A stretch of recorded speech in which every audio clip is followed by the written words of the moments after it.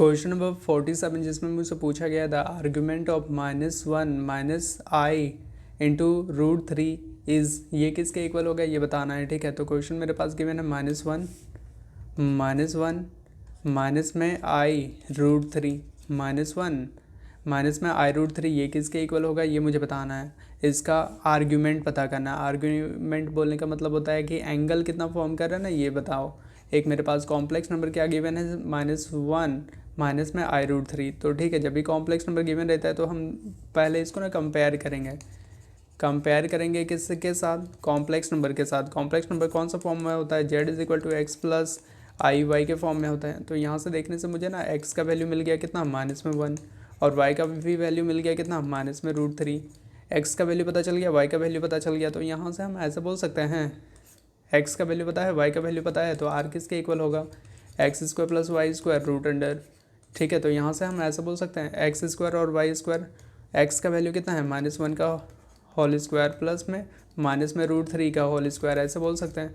√Under हो जाएगा, यानी कि -1 का स्क्वायर हो जाएगा 1 प्लस में यहाँ पे देखो माइनस का जब स्क्वायर करेंगे तो प्लस हो जाएगा, √3 का स्क्वायर करेंगे तो रूट स्क्वायर को कैंसिल, स्क्वायर ना रूट को कैंसिल कर देगा तो बचेगा कितना 3। तो यानी कि 3 और 1 मिलकर हो जाएगा 4 और 4 का रूट कितना होता है तो बोलेंगे 2। यहाँ से r का वैल्यू तो निकाल लिया। अब मुझे पता करना है x = होता है r cos थीटा के इक्वल होता है। ठीक है, तो x का वैल्यू तो पहले से गिवन है ना, -1 = r का वैल्यू तो अभी निकाले 2 cos थीटा। तो यहाँ से cos थीटा का वैल्यू मुझे मिलेगा, -1 को -1 ही लिखेंगे, 2 इधर मल्टीप्लाई में इधर आ जाएगा तो डिवाइड हो जाएगा। तो cos थीटा = -1/2 मिल गया। सेम टू सेम हम यहाँ से बोल सकते हैं y = होता है r sin थीटा के इक्वल होता है। तो y का वैल्यू भी पता है -√3 = r का वैल्यू अभी निकाल लेते हैं 2 साइन थीटा को थीटा लिख लिए। अब यहाँ पे बोलेंगे √3/2 = साइन थीटा। ठीक है, ऐसे बोल सकते हैं।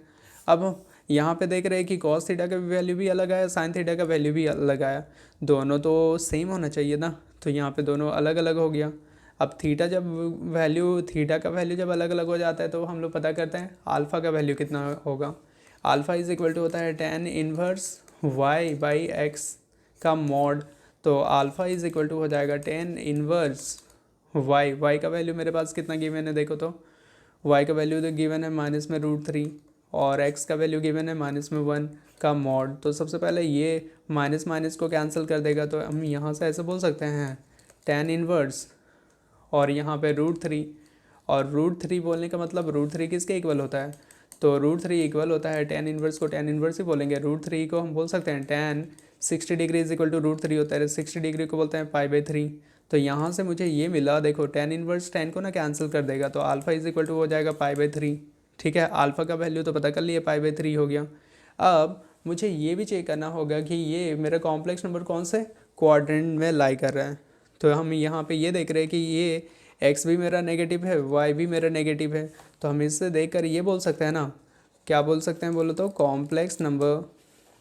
कॉम्प्लेक्स नंबर लाइज इन, दोनों माइनस कौन सा क्वाड्रेंट में होता है, थर्ड क्वाड्रेंट में होता है। तो complex number lies in third quadrant. ठीक है, थर्ड क्वाड्रेंट में जब भी लाई कर रहे हैं तो अब पहले ना थीटा और अल्फ़ा का रिलेशन भी समझना होगा। ठीक है, थीटा और अल्फ़ा का रिलेशन क्या होता है, तो सबसे पहले ये समझो ना, देखो आर जो बोलते हैं ना, मतलब कोई एक पॉइंट दिया हुआ है उसका ओरिजिन से डिस्टेंस को आर बोलते हैं। ठीक है, और वो एक्स एक्सिस के साथ जितना भी एंगल फॉर्म करता है उसको हम लोग बोलते हैं आर cos थीटा, और वाई एक्सिस के साथ जितना भी एंगल फॉर्म करता है उसको बोला जाता है आर साइन थीटा। ठीक है, ये एक्स एक्सिस के साथ जितना भी एंगल बनाता है उसको हम लोग बोलते हैं थीटा, और वाई एक्सिस के साथ जितना भी एंगल बनाता है उसको बोलते हैं अल्फ़ा। वही बोल रहे हैं कि थीटा और अल्फ़ा के बीच में रिलेशन क्या है, तो फर्स्ट क्वाड्रेंट में थीटा जो होता है वो अल्फ़ा के इक्वल होता है, सेकेंड क्वाड्रेंट में थीटा जो होता है π-अल्फ़ा के इक्वल होता है, और थर्ड क्वाड्रेंट में थीटा = -π-अल्फ़ा के इक्वल होता है। ठीक है, और फोर्थ क्वाड्रेंट में थीटा = -अल्फ़ा के इक्वल होता है। अभी मेरा क्वेश्चन में ये बोल रहा है कि कॉम्प्लेक्स नंबर अगर थर्ड क्वाड्रेंट में है, थर्ड क्वाड्रेंट में होने पर क्या हो जाएगा, तो थीटा = हो जाएगा -π-अल्फ़ा हो जाएगा। ठीक है, तो थीटा को थीटा लिख लेंगे, माइनस को माइनस, पाई को पाई लिख लेंगे, और अल्फ़ा भी निकाले थे, कितना है π/3। तो यहाँ से हम ऐसे बोल सकते हैं थीटा इज इक्वल टू हो जाएगा माइनस, और यहाँ पे देखो तो कुछ नहीं है, मतलब 1 हो जाएगा। एलसीएम निकाल सकते हैं, 1 और 3 का एलसीएम निकालेंगे तो 3, 1 का पहाड़ में 3 3 बार में आता है तो 3 माइनस में हो जाएगा पाई।